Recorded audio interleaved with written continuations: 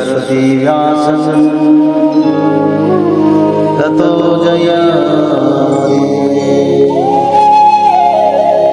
मूकं करोति वाचालं पंगुलं लङ्घयते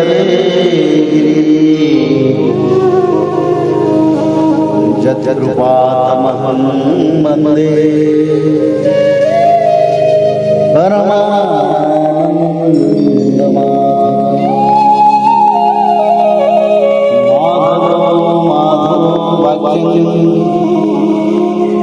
माधव हरि परन्ते साधवानिधिं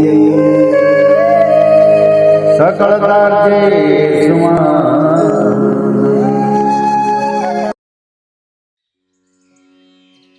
एकादश स्कंद अथ चतुर्थो अध्यायः। भगवान के अवतारों का वर्णन। राजा निमि ने पूछा, योगीश्वरों, भगवान स्वतंत्रता से अपने भक्तों की भक्ति के वश होकर अनेकों प्रकार के अवतार ग्रहण करते हैं और अनेकों लीलाएं करते हैं। आप लोग कृपा करके भगवान की उन लीलाओं का वर्णन कीजिए जो वे अब तक कर चुके हैं, कर रहे हैं या करेंगे। अब सातवें योगीश्वर द्रुमिल जी ने कहा, राजन, भगवान अनंत है, उनके गुण भी अनंत है। जो यह सोचता है कि मैं उनके गुणों को गिन लूंगा, वह मूर्ख है, बालक है। यह तो संभव है कि कोई किसी प्रकार पृथ्वी के धूलि कणों को गिन ले, परंतु समस्त शक्तियों के आश्रय भगवान के अनंत गुणों का कोई कभी किसी प्रकार पार नहीं पा सकता। भगवान ने ही पृथ्वी, जल, अग्नि, वायु, आकाश, इन 5 भूतों की अपने आप से अपने आप में सृष्टि की है। जब वे इनके द्वारा विराट शरीर ब्रह्मांड का निर्माण करके उसमें लीला से अपने अंतर्यामी रूप से प्रवेश करते हैं, भोक्ता रूप से नहीं, क्योंकि भोक्ता तो अपने पुण्यों के फलस्वरूप जीव ही होता है। तब उन आदिदेव नारायण को पुरुष नाम से कहते हैं। यही उनका पहला अवतार है। उन्हीं के इस विराट ब्रह्मांड शरीर में तीनों लोक स्थित है। उन्हीं की इंद्रियों से समस्त देहधारियों की ज्ञानेंद्रिया और कर्मेंद्रिया बनी हैं। उनके स्वरूप से ही स्वतः सिद्ध ज्ञान का संचार होता है। उनके श्वास प्रश्वास से सब शरीरों में बल आता है तथा इंद्रियों में ओज, इंद्रियों की शक्ति और कर्म करने की शक्ति प्राप्त होती है। उन्हीं के सत्व आदि गुणों से संसार की स्थिति, उत्पत्ति और प्रलय होते हैं। इस विराट शरीर के जो शरीरी है, वे ही आदिकर्ता नारायण है। पहले पहल जगत की उत्पत्ति के लिए उनके रजोगुण के अंश से ब्रह्मा हुए। फिर वे आदि पुरुष ही संसार की स्थिति के लिए अपने सत्वांश से धर्म तथा ब्राह्मणों के रक्षक यज्ञपति विष्णु बन गए। फिर वे ही तमोगुण के अंश से जगत के संहार के लिए रुद्र बने। इस प्रकार निरंतर उन्हीं से परिवर्तनशील प्रजा की उत्पत्ति, स्थिति और संहार होते रहते हैं।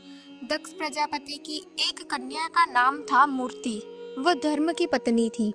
उसके गर्भ से भगवान ने ऋषि श्रेष्ठ शांत आत्मा नर और नारायण के रूप में अवतार लिया।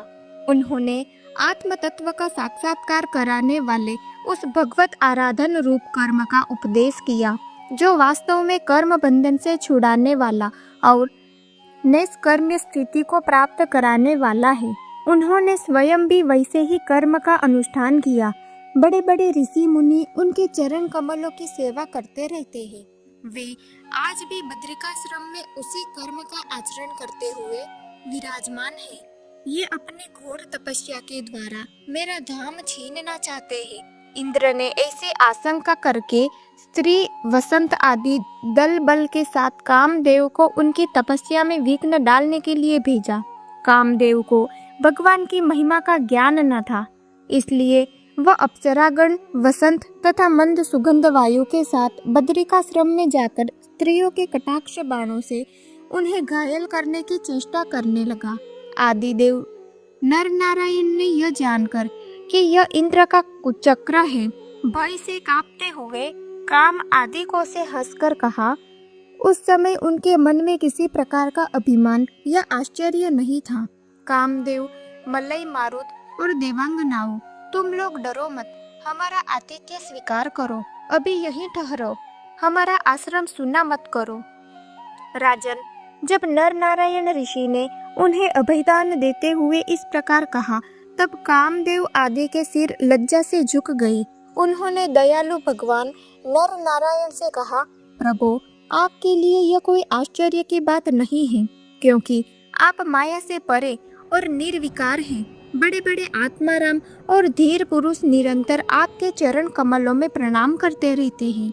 आपके भक्त आपके भक्ति के प्रभाव से देवताओं की राजधानी अमरावती का उल्लंघन करके आपके परम पद को प्राप्त होते हैं। इसलिए जब वे भजन करने लगते हैं, तब देवता लोग तरह तरह से उनकी साधना में विघ्न डालते हैं, किंतु जो लोग केवल कर्म कांड में लगे रहकर यज्ञ आदि के द्वारा देवताओं को बलि के रूप में उनका भाग देते रहते हैं, उन लोगों के मार्ग में वे किसी प्रकार का विघ्न नहीं डालते।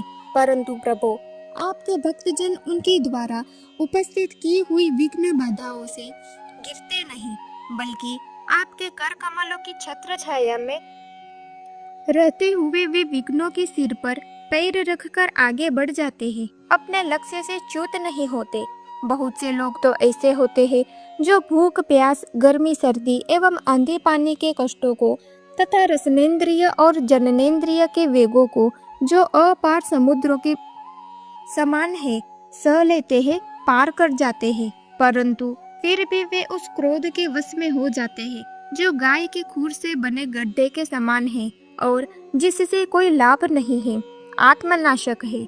और प्रभु, वे इस प्रकार अपनी कठिन तपस्या को खो बैठते हैं। जब कामदेव, वसंत आदि देवताओं ने इस प्रकार स्तुति की, तब सर्वशक्तिमान भगवान ने अपने योग बल से उनके सामने बहुत सी ऐसी रमणियां प्रकट करके दिखलाई, जो अद्भुत रूप लावण्य से संपन्न और विचित्र वस्त्र अलंकारों से सुसज्जित थी तथा भगवान की सेवा कर रही थी। जब देवराज इंद्र के अनुचरों ने उन लक्ष्मी जी के समान रूपवती स्त्रियों को देखा, तब उनके महान सौंदर्य के सामने उनका चेहरा फीका पड़ गया। वे स्त्रीहीन होकर उनके शरीर से निकलने वाली दिव्य सुगंध से मोहित हो गए। अब उनका सिर झुक गया। देव देवेश भगवान नारायण हंसते हुए से उनसे बोले, तुम लोग इनमें से किसी एक स्त्री को जो तुम्हारे अनुरूप हो ग्रहण कर लो, वह तुम्हारे स्वर्ग लोक की शोभा बढ़ाने वाली होगी। देवराज इंद्र के अनुचरों ने जो आज्ञा कहकर भगवान के आदेश को स्वीकार किया तथा उन्हें नमस्कार किया। फिर उनके द्वारा बनाई हुई स्त्रियों में से श्रेष्ठ अप्सरा उर्वशी को आगे करके वे स्वर्ग लोक में गए। वहां पहुंचकर उन्होंने इंद्र को नमस्कार किया तथा भरी सभा में देवताओं के सामने भगवान नर नारायण के बल और प्रभाव का वर्णन किया। उसे सुनकर देवराज इंद्र अत्यंत भयभीत और चकित हो गए। भगवान विष्णु ने अपने स्वरूप में एक रस स्थित रहते हुए भी संपूर्ण जगत के कल्याण के लिए बहुत से कला अवतार ग्रहण किए हैं।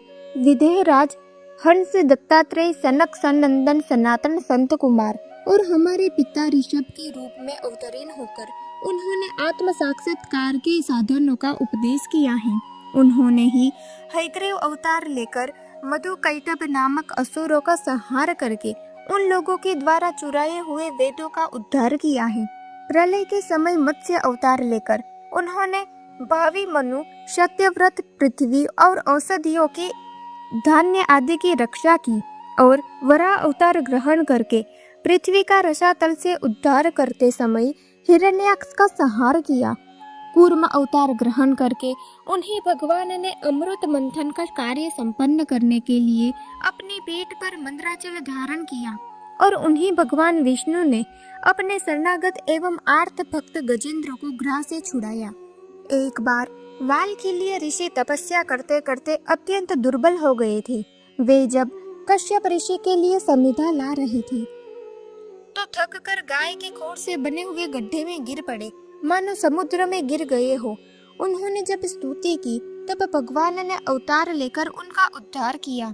वृत्तासुर को मारने के कारण जब इंद्र को ब्रह्म हत्या लगी और वे उसके भय से भागकर छिप गए। तब भगवान ने उस हत्या से इंद्र की रक्षा की।